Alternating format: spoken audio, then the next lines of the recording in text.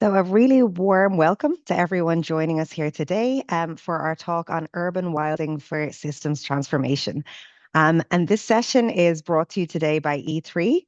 So, E3 is an initiative which brings together the schools of natural science, engineering, computer science, and statistics to have a more multidisciplinary approach to teaching and to research. And so, look at these multidisciplinary solutions to big global challenges.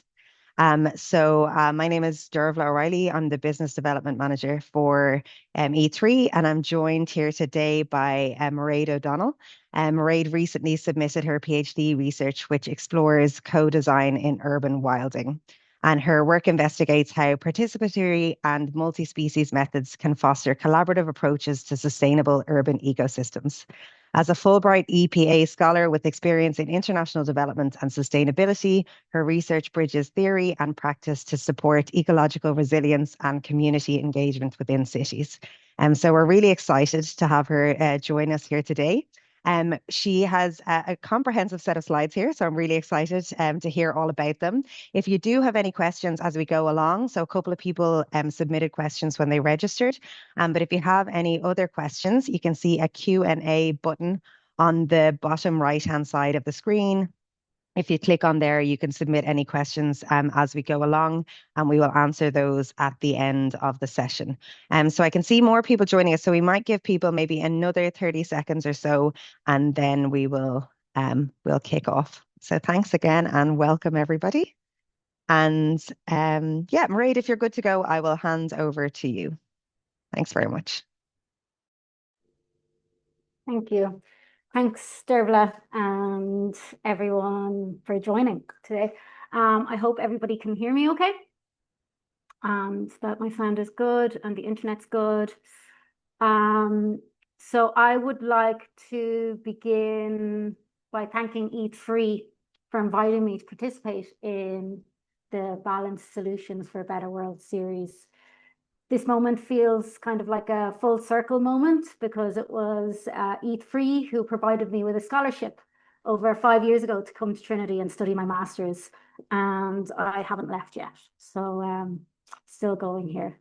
So it's a privilege to be sharing my PhD research titled Urban Wilding for Systems Transformation, an approach to co-designing urban wild spaces with you today as part of this series.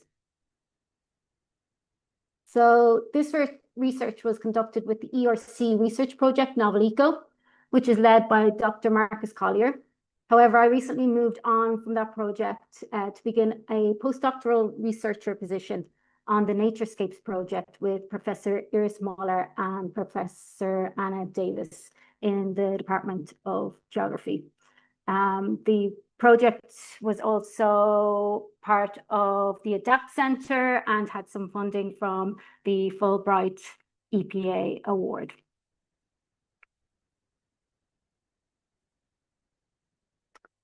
So I always enjoy reflecting on what is the inspiration behind the work I do.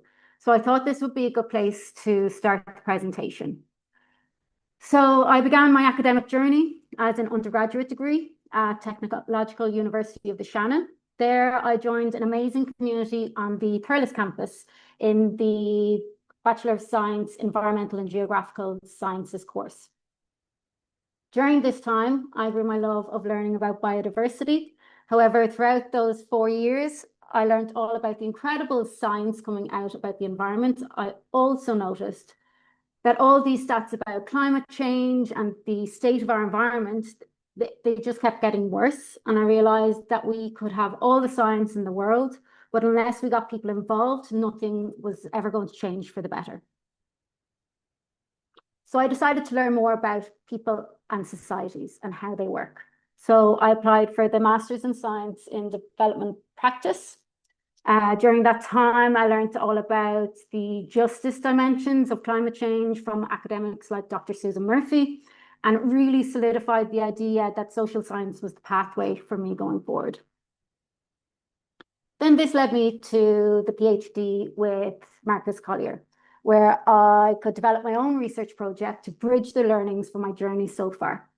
This included a trip to New York City that you can see in the photo here. And I went to New York City with the Novel Eco team, And while I was there, I was blown away by the grassroots work being done by local communities to reconnect with nature in the city. And it really shaped the direction of my research and inspired me then to apply for the Fulbright scholarship and learn more about community groups in New York City and whether there were insights that I could bring back to the local communities here in Ireland.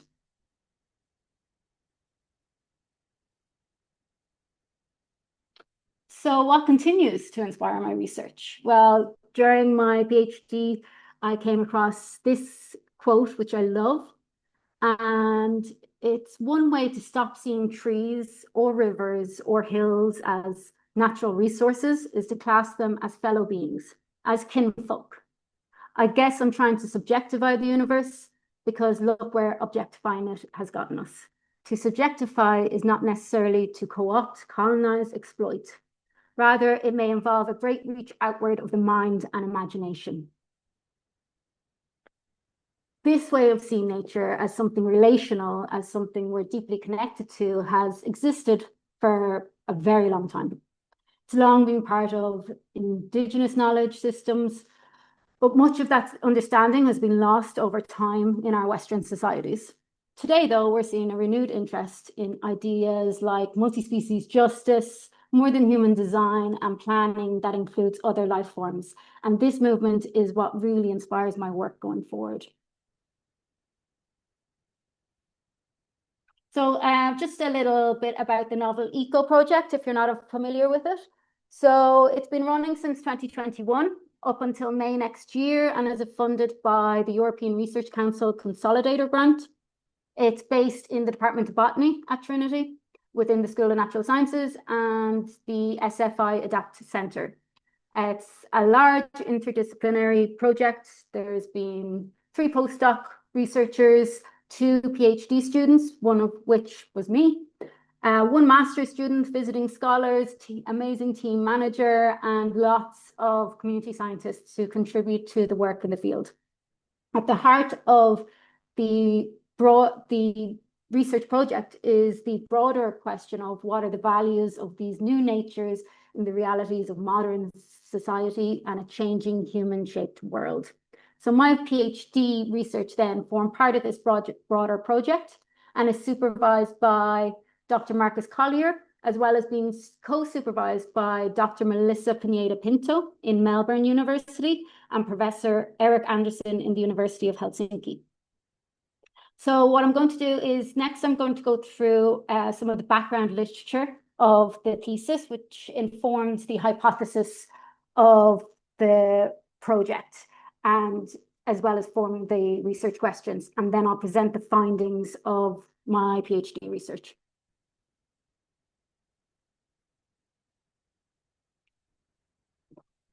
So to begin, my research really began trying to understand what novel ecosystems are, as that was a key focus of the larger research project. So while exploring the definitions, I was drawn to the social components that kept emerging and to understand these social components, such as you can see here in the Hobbes definition, where novel ecosystems are described as a system of abiotic, biotic, and social components and their interactions that by virtue of human influence differ from those that have prevailed historically, having a tendency to self-organize and manifest novel qualities without intensive human management. So when I was exploring these novel ecosystems, this human influence and the social components just kept emerging and particularly sparked my interest. But the novel ecosystem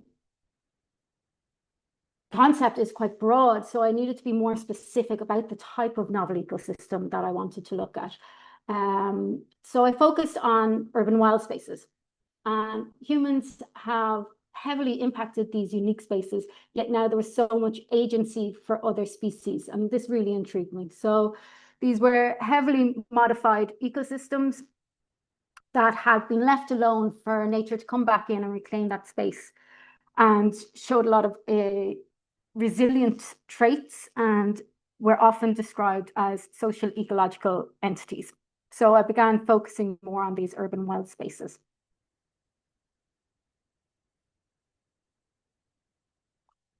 And as these ecosystems are often described as social-ecological systems, I began to explore the extensive literature that's out there on SES, or social-ecological systems. This one I arrived at Burke et al.'s framework, which highlights two key objectives: the development of management procedures based on ecological knowledge to deal with the dynamics of ecosystems and the social processes behind these management procedures. I was trying to understand the management practices that were involved in shaping these wild spaces, which turned out to be a lack of management in the form of this emerging process called urban wilding in the title of this presentation. So urban wilding challenges the conventional urban planning paradigms that prioritize control and predictability, enabling non-human species to exercise greater agency within ecosystems. And while it stems from the larger rewilding process, the traditional concept of rewilding, it is a distinct process, and that distinction will be clarified again further on in this presentation. So as I explored these approaches to urban green spaces, I found that there's no uniform strategy. They're highly context dependent. Therefore, stakeholders ought to be involved in those decision-making processes. At this point, I came across the co-design process, which is the key focus of the PhD research. Incorporating co-design can enable flexibility in exploring different types of nature across various contexts.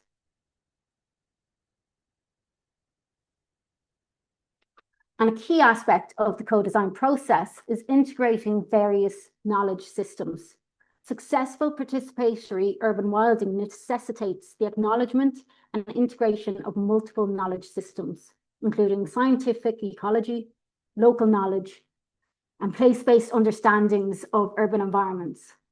The Weaving Knowledge Systems framework that can be seen here was developed by Tenko et al., which emphasizes respectful engagement across diverse knowledge traditions, including Indigenous, local, and scientific knowledges.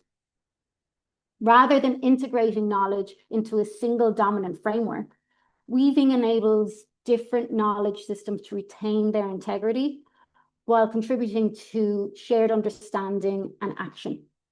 In the context of urban wilding, this framework supports the co-production of situated pluralistic responses to ecological and social complexity.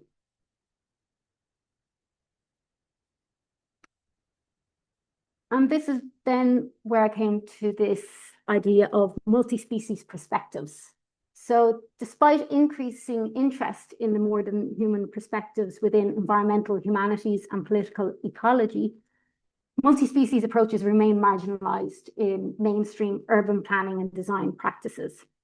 Multi-species approaches present a paradigm shift by recognizing that urban environments are co-inhabited by a diverse array of entities, including plants, animals, fungi, whose existences and ecological interactions are intricately intertwined with human, social, political, and material contexts.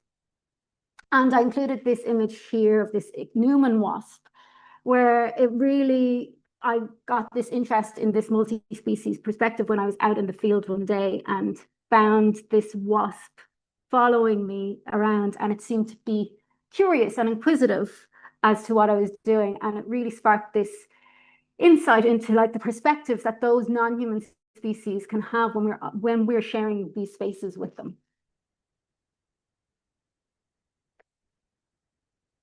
So all of this literature then led me to the research hypothesis that the co-design process strengthens urban wilding initiatives by fostering collaborative stakeholder engagement and aligning each ecological outcomes and social values. To explore this, the study asked three interrelated research questions.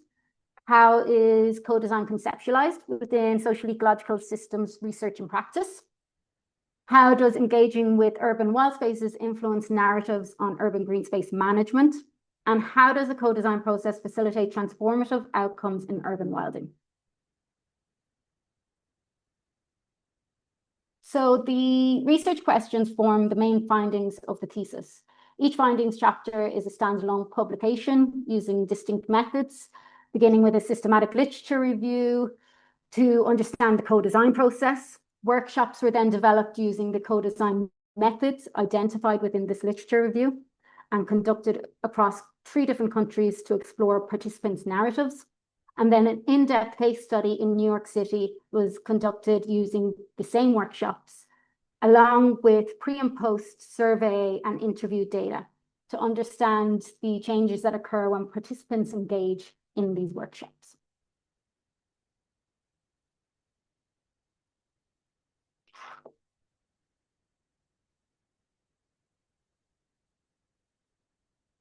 In addition to the findings chapters, a paper on the workshops was published in the journal Urban Ecosystems. So this paper outlines the methodology and resources for planning and conducting a workshop effectively.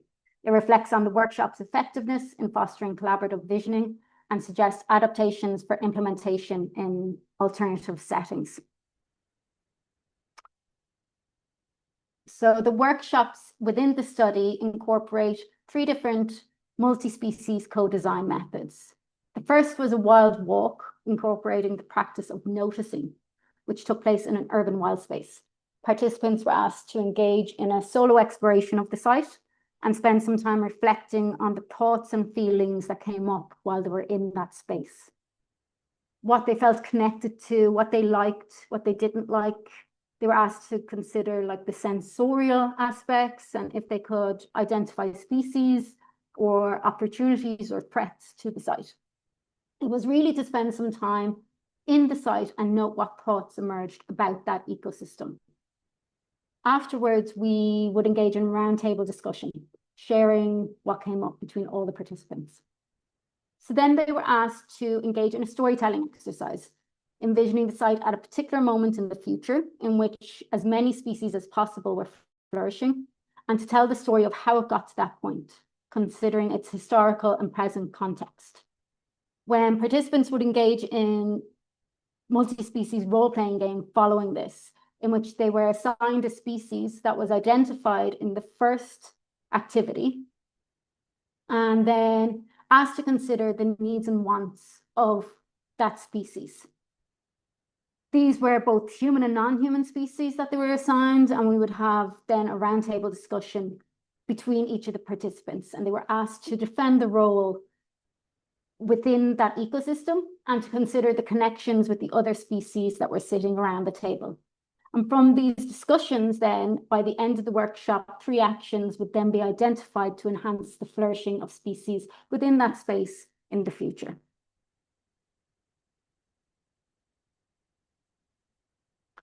This paper also outlines a step-by-step planning and preparation guide for implementing the workshops, as well as potential modifications for applying it in different settings, such as schools or municipalities, and for adapting the methods to various needs, such as holding it indoors if an outdoor space is unavailable. So if you're interested in conducting one of these workshops or something similar, definitely check out the paper. So that brings us then to the first findings chapter, in which I conducted a systematic literature review of co-design in social-ecological systems research and practice. This was published in the journal Environmental Science and Policy. 49 papers were examined using the PRISMA methodology, along with a keyword thematic analysis.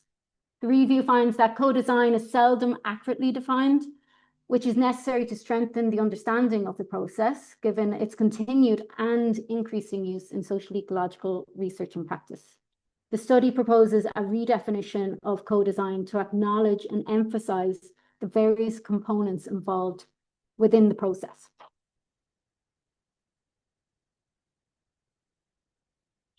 So here's the proposed definition, which attempts to incorporate all the themes identified during the analysis.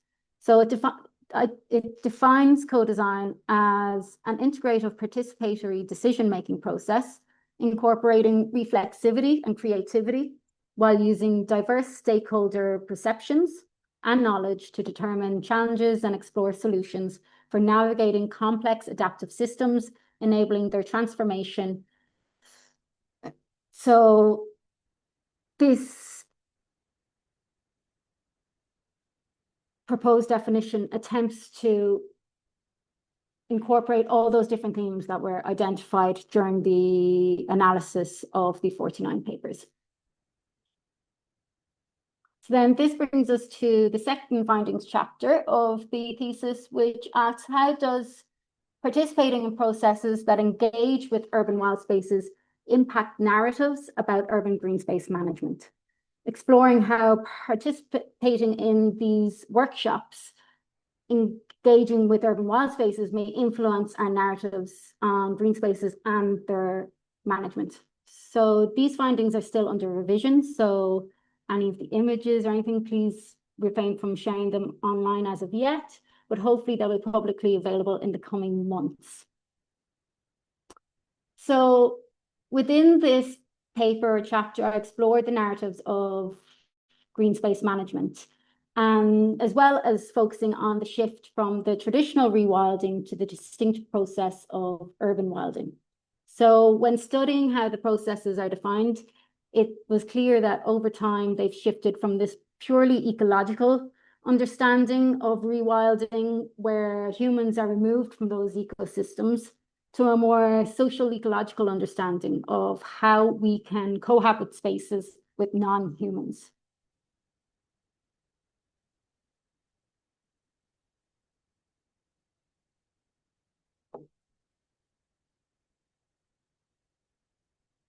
So 8 exploratory workshops were conducted for this chapter. And then a narrative analysis was conducted on the discussions which occurred within each of the workshops. Participants in the workshops were identified as being part of 3 different communities.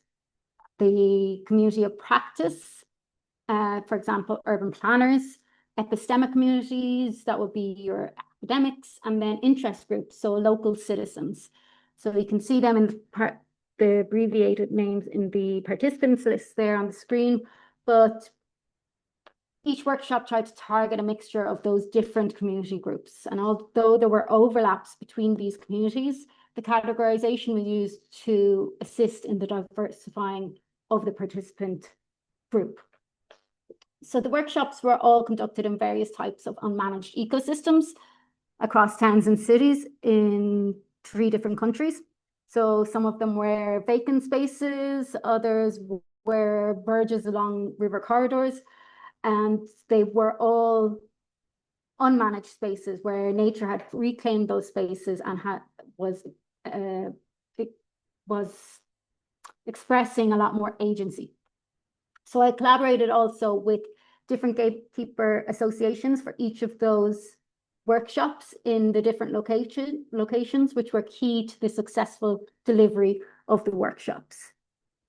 So these gatekeeper organizations were useful for identifying participants and providing some context to the site, as well as very helpful for the planning and preparation.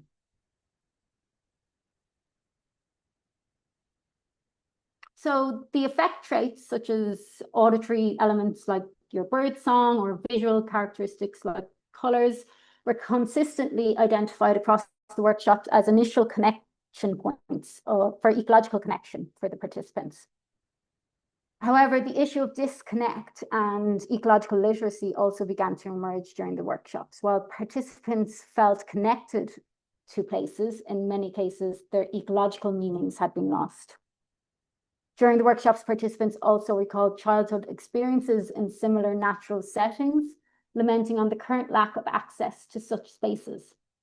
And education played a reoccurring role in these recollections, with participants sharing stories of learning about plant species and their uses through generational ecological knowledge, and discussed the loss of this knowledge.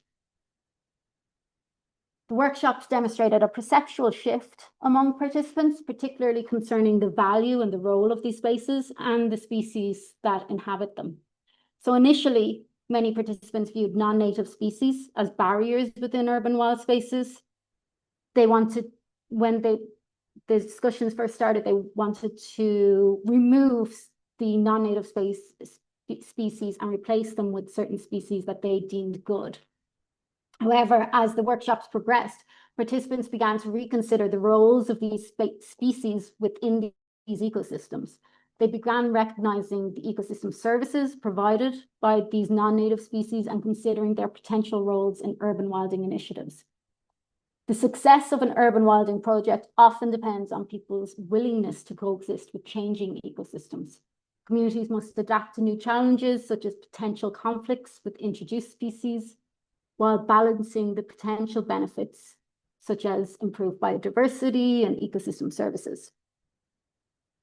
Co-designed urban wilding process can shift how people perceive and value nature from seeing it as a resource to be controlled to recognizing its intrinsic value and the benefits of ecosystem resilience. In this sense, wilding challenges humans to reconsider their environmental role, moving from management and control towards this stewardship and cohabitation.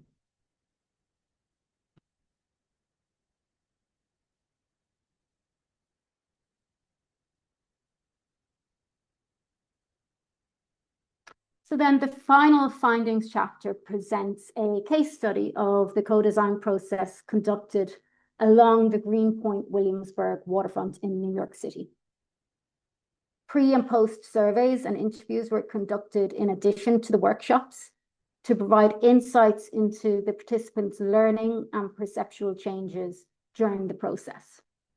So a Fulbright-EPA award funded this section of the research, and I collaborated with researchers from the Urban Systems Lab. That would be Professor Timon Macpherson and Dr. Chris Kennedy, and with people at the North Brooklyn Parks Alliance, which is Lisa Bloodgood. So in addition to the research, the workshops contributed to developing a set of urban wilding guidelines that is still being developed, and this is for the North Brooklyn Parks Alliance, so that they can implement it as they develop their green spaces within this area. Again, this chapter is still under revision, so please refrain from sharing any of the images online if possible until it is publicly available. So here's a map showing that where the 3 workshops were conducted in North Brooklyn, using the same format as the previous workshops. So using those 3 methods of the wild walk with noticing, the storytelling, and the role playing. So one of the workshops was held in Marsha P. Johnson Park, another in Bushwick Inlet Park, and the third in 50 Kent Park. So these were all parks with different management systems, but we would focus on the unmanaged spaces within these ecosystems. And again, with the mix of different stakeholders from interest groups, community of practice, and the epistemic communities. And we tried to get an even mixture from those different communities to attend each of the workshops. And then the 3 aims that were identified by the end of the workshop are then being used to develop those urban wilding guidelines for North Brooklyn Parks Alliance.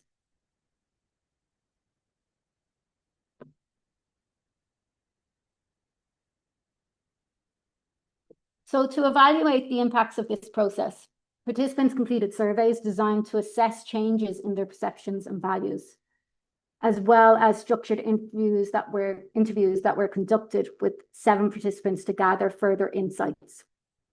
So participants were asked about their motivations for engaging in the co-design process and how the activities contributed to any shifts in perspectives regarding their relationships to and understanding of urban wild spaces.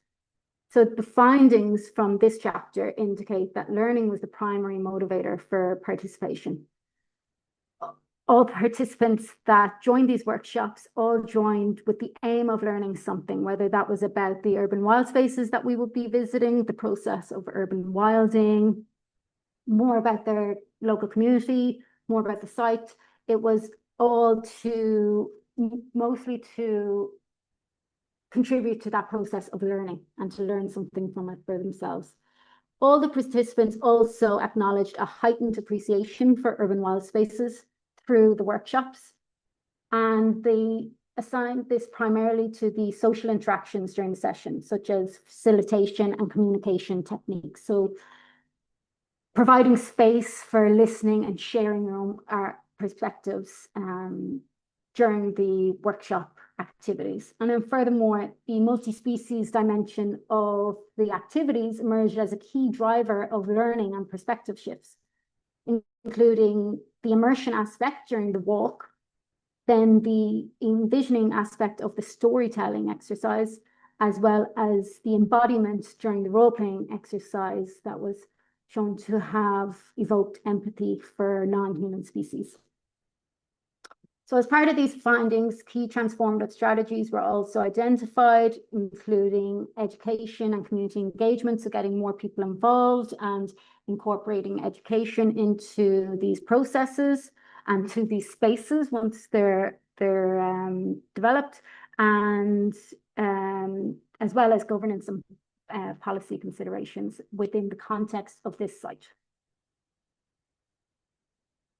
So this chapter also identified key areas of action. So the following principles of learning, interaction, and a multi-species approach were identified, which offer a flexible framework for addressing urban challenges. Rather than prescribing solutions, they promote inclusive, sustainable strategies.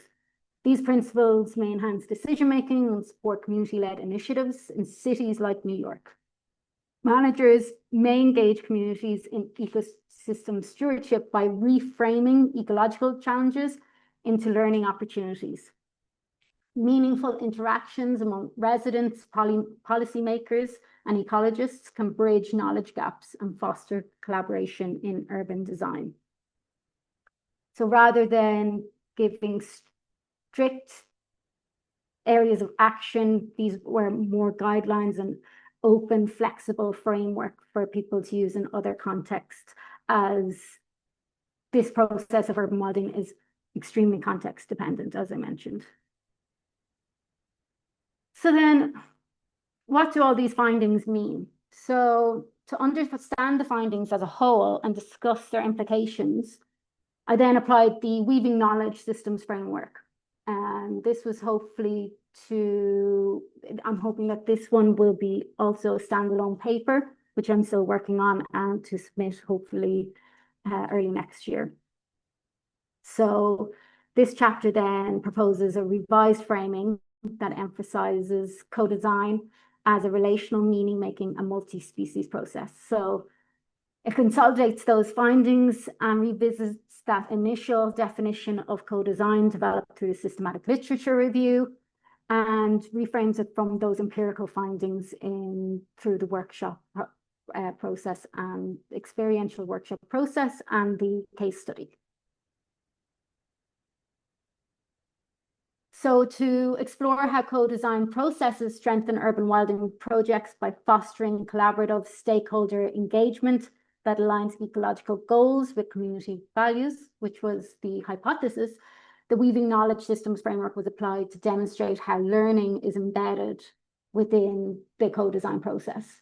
So by analyzing the findings of the thesis through the 5 dimensions of this framework, which are mobilize, translate, negotiate, synthesize, and apply, this chapter confirms then the hypothesis that co-design is a generative process through which ecological knowledge and social meaning are co-produced, enabling a more resilient, inclusive, and adaptive urban wilding practices. So this chapter presents a learning-focused analysis of co-design in urban wilding, aligning with those 5 core tasks of the framework.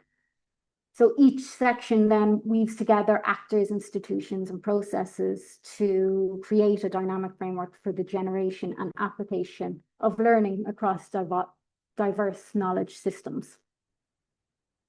This then led to the reframing of co-design within this context.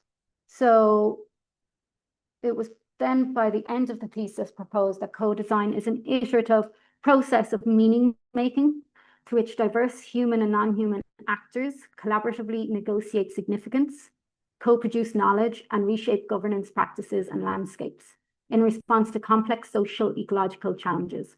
It represents a relational and reflexive engagement extending beyond decision-making, emphasizing transformative learning, multi-species inclusion, and reconfiguring human-nature relationships. So this highlights the importance of meaning-making and multi-species inclusion in the co-design process for urban wilding initiatives. These were key aspects missing from that initial definition of co-design developed through the systematic literature review. As with all research, project has its limitations, including researcher bias. Since I played an active role in designing and facilitating these workshops, analyzing qualitative data and interpreting the participant experiences, there's an inherent risk that subjective views influence the framing, focus, interpretation of the research findings. Although methods such as I conducted reflexive journaling throughout, methodological transparency and participant validation were employed to address these biases, the research still reflects my own positionality, which is shaped by my disciplinary background, of which I discussed at the beginning, and my own values and underlying assumptions. As well as that, another key ethical limitation of multi-species co-design, which is discussed within the literature, is the challenge of representation. So particularly the difficulty of adequately speaking for and interpreting the needs of non-human species. So while the study aimed to address this gap through multisensory engagement and storytelling and collaboration with ecological experts, such as through the role-playing exercise and imagining the city from the perspective of, say, a pollinator or a tree, these methods remain inherently mediated by human perspectives. So despite efforts to evoke empathy and to frame design as a process with rather than for non-human life, all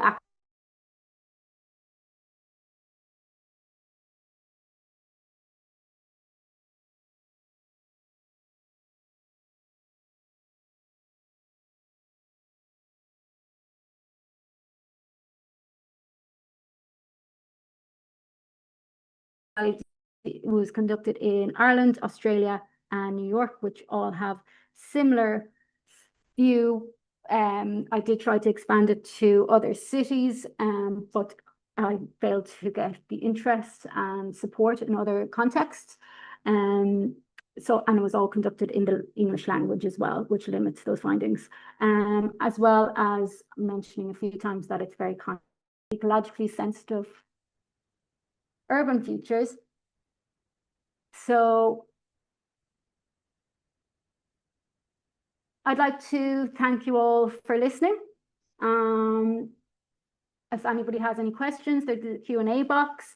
Here's a QR code for my own LinkedIn if anyone would like to connect and continue the conversation there. I always love hearing about new opportunities, so please get in touch if you'd like to work together or collaborate on anything. And thank you again for listening. Great. Thank you so much, Mairéad. That was really interesting. It was really interesting to hear about those workshops and looking at the different perspectives. So I'm going to try and do that myself the next time I'm in an urban space. And we have a couple of questions in already, and I know we have a range of visitors here from different backgrounds. So I know they'll all have different perspectives in terms of their questions. So the first one is someone's asking for advice on how to kickstart a rewilding project, canal site, 1,600 square meters, tree covered, mainly sycamore. And if you have any suggestions on an approach to that. So thank you, Reg, for your question.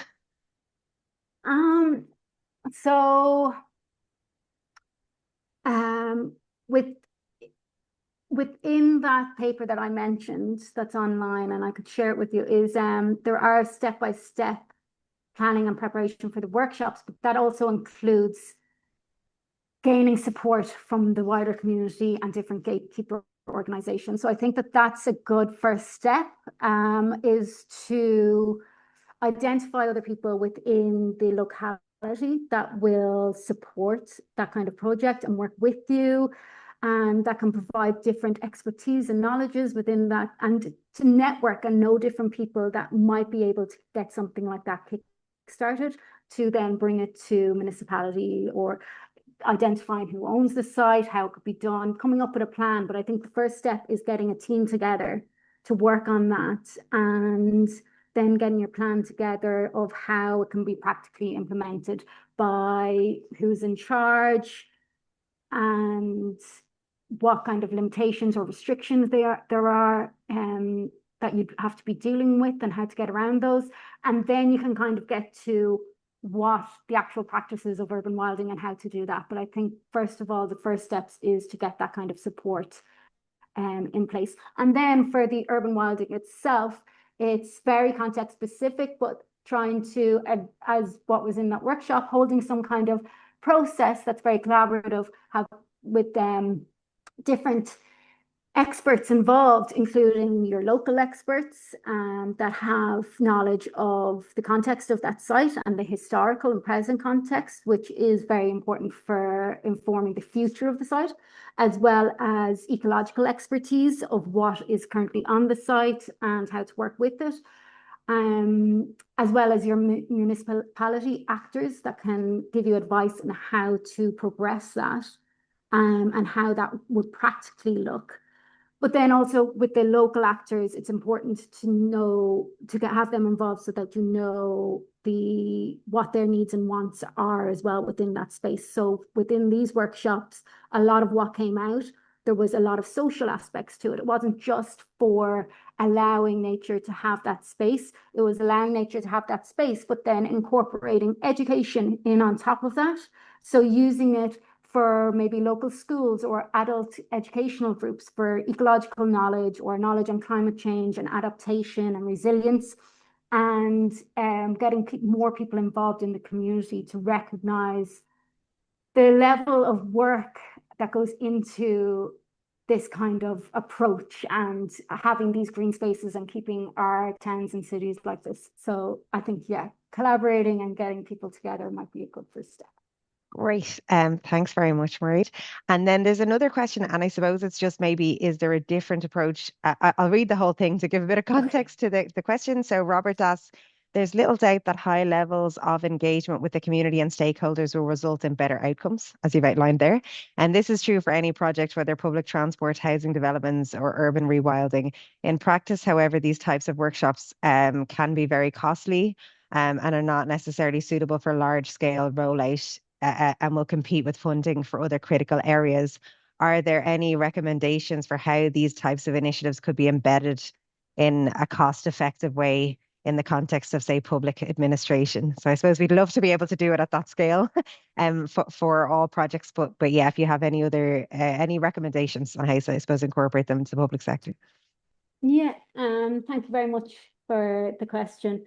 Yeah, I think like processes like this are always in competition with other things, especially when you're thinking about funding. But as you said, like and what was discussed throughout is the importance of it. So it just because there's other processes that need to be taken during the planning and design doesn't overlook the need and importance of implementing this. And there is certain cost to it.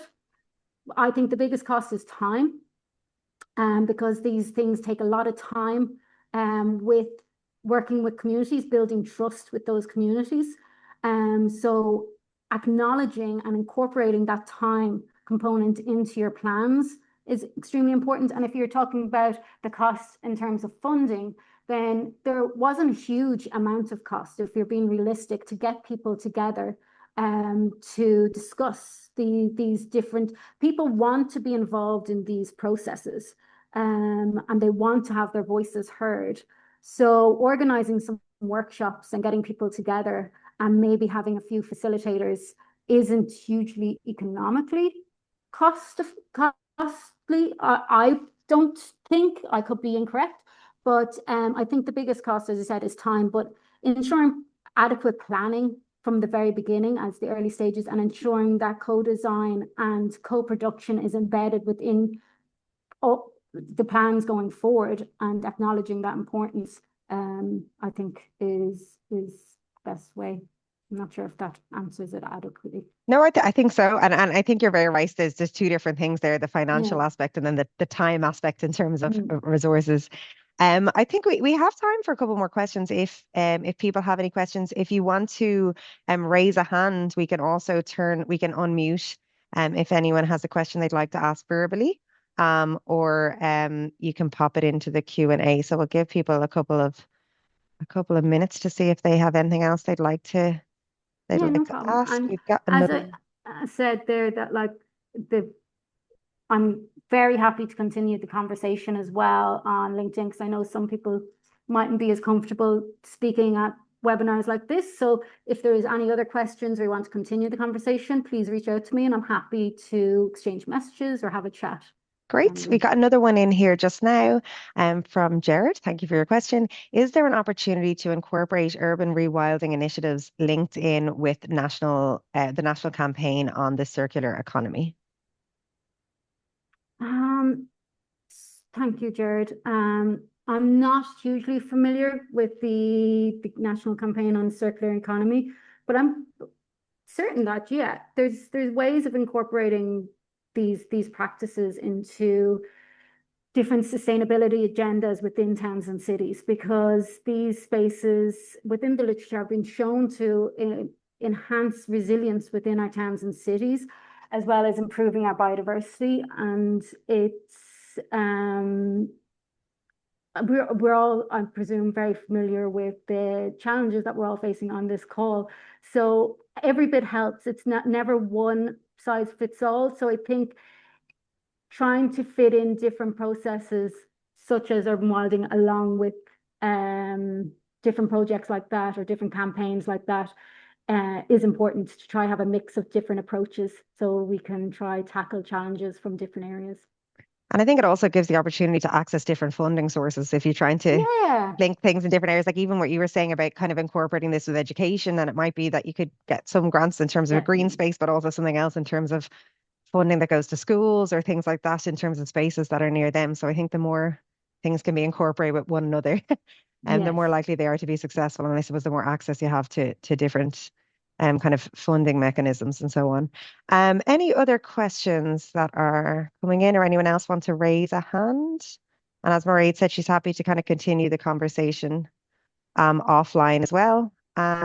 If not, we might finish it up there and give people Yeah. a few extra minutes. I think it's because it was a very comprehensive a comprehensive insight into the into kind of your process there in your PhD, which I personally found fascinating. And as I said, I'm going to try to incorporate it myself now when I'm in some urban wild spaces.